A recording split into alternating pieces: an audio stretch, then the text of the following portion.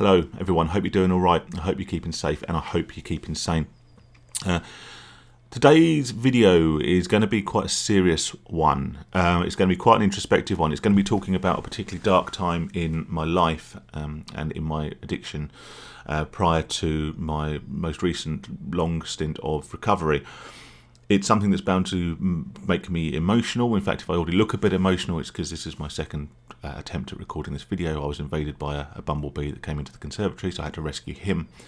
But yeah, it's something that will guarantee, that I'll get emotional about.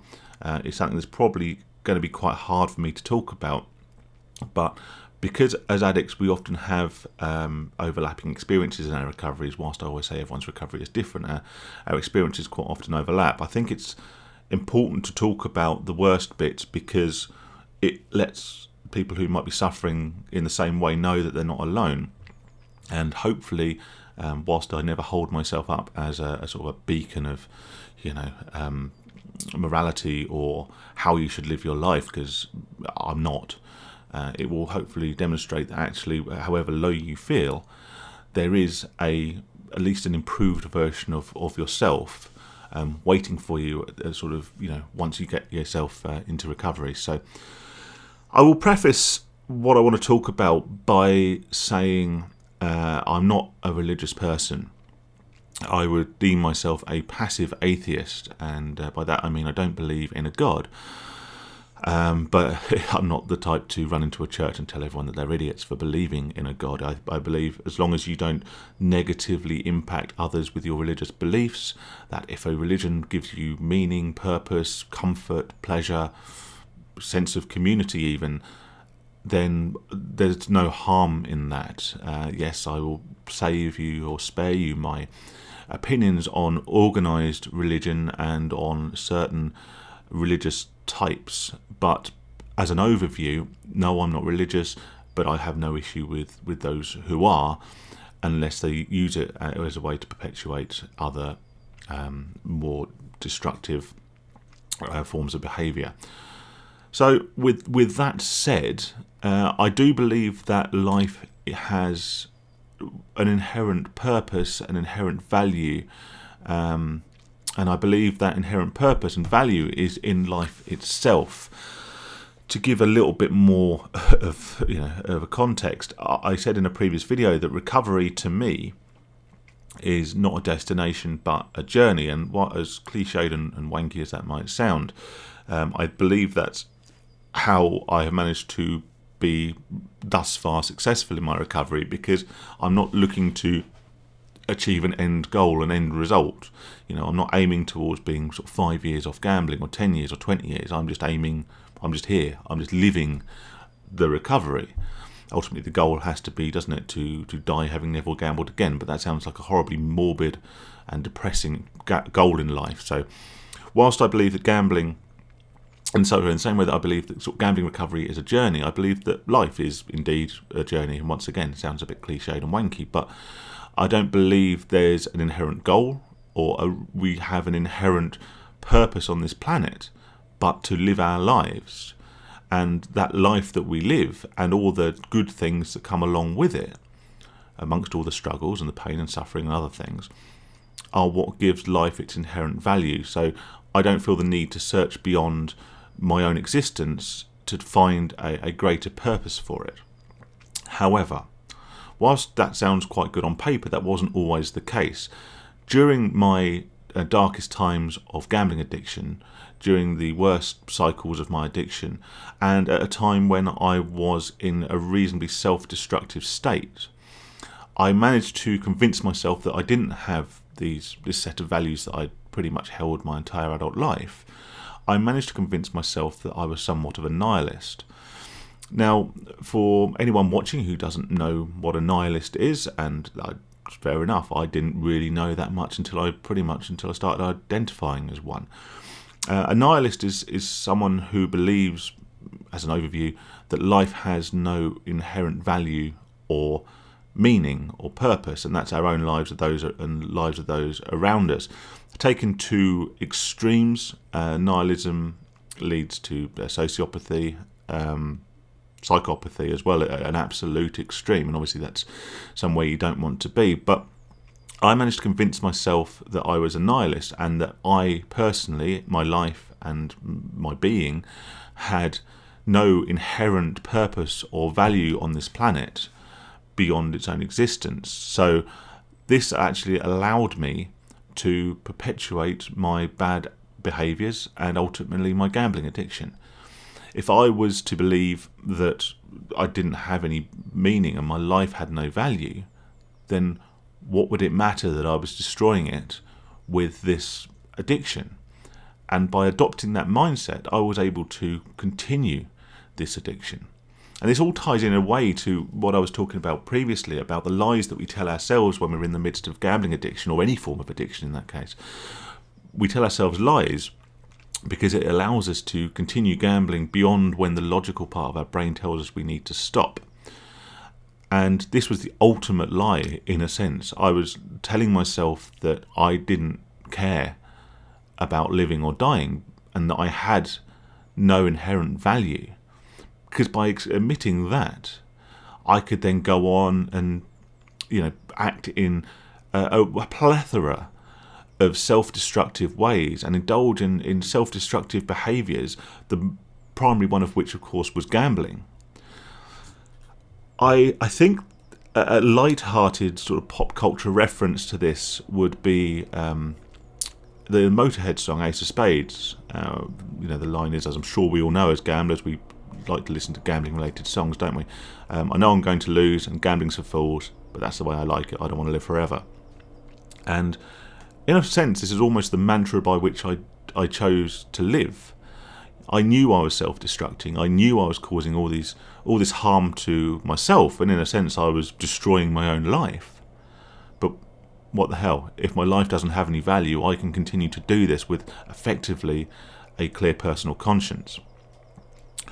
The worst thing, and one of the things I really, the whole of this video is sort of pivoting around, is a Google search that I remember doing when I was at my lowest. And I will say now that whilst I was in the midst of a very bad gambling addiction, I was also drinking heavily, excessively and very regularly. And it was all part of the addictive cycle, and it was also a way to mask my emotions from myself, and it was a form of escapism. But like I say, it all fed into this nihilism. But I remember searching on Google, alcohol is killing me, but I don't care. And the reason a lot of us, particularly as addicts, and as anyone with any form of sort of psychological mental disorder, I guess we'd call it, or illness, does sometimes, is we look for positive affirmation. We look for an echo chamber where we can feel better about our own feelings and our own opinions. And of course, Google being the size it is, and the internet being the size it is, you can nearly always find at least one person who will reflect back to you those opinions that you want to be reflected back, just to give them some sort of credibility in your own mind. And I was at a point where I will be very careful and make sure I point out that I wasn't suicidal. I didn't have any tendencies towards, suicide or actual immediate physical self-harm. I had a longer-term apathy towards self-destruction, and I didn't care about my ultimate demise through addiction and through basically alcohol and eating badly and having no exercise and no sleep, and basically keeping myself running on a cocktail of caffeine and alcohol. Really, that was kind of all I was doing. I wasn't eating properly and all the rest of it. So I wasn't suicidal, but I was quite happy to effectively kill myself over a longer period through this addiction. And ultimately my base level of values, that set of values I held, where I believed that life was intrinsically value in itself just through its own being, that friends, family, experiences, going out for dinner with your significant other, seeing your parents, sunny afternoons in the beer garden that give you panda eyes, all these things have inherent value. And my baseline of values never changed.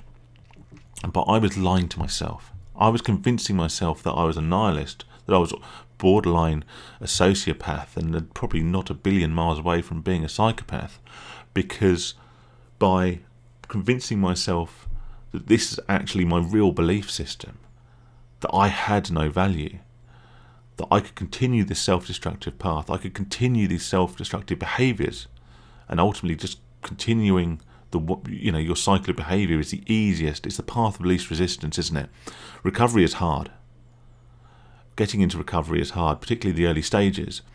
So by excusing myself these behaviours, I could just continue to do them, not only unchallenged by those around me, but unchallenged by my own sense and my own set of values. So ultimately I warped my own values. I convinced myself I had no value in order to allow me to perpetuate this addiction.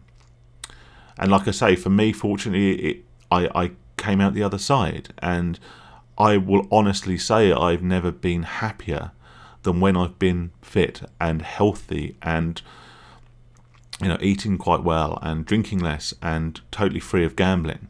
I haven't ever been happier, but it was hard work in the early stages. So if you're at that point now where you feel that life has no meaning, you feel like you're lost, or almost resolute, as I was, that ultimately my behaviours, my habits and my addictions were going to be my ultimate downfall, my ultimate demise, and ultimately lead to my death, I convinced myself I didn't care.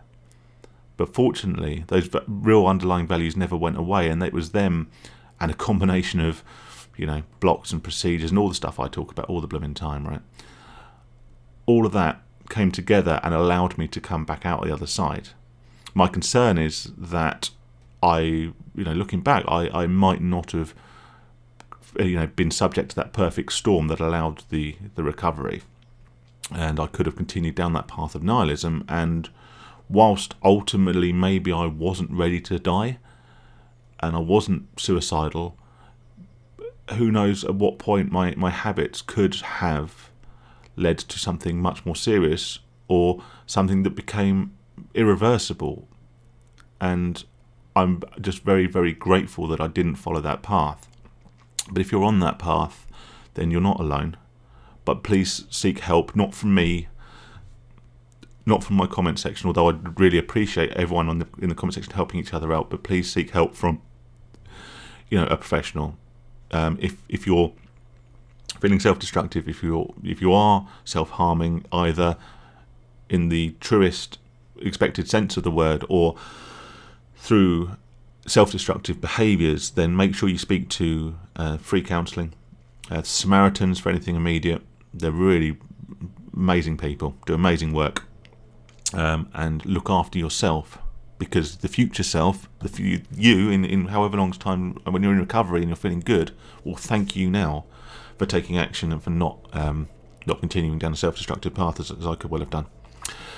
I'm going to go now before I cry anymore. But thanks for watching. I hope that helps some of you. Stay safe. Really do stay safe. Stay as sane as you can. Look after yourselves and each other, and I will speak to you hopefully with something a bit more light-hearted soon. All the best.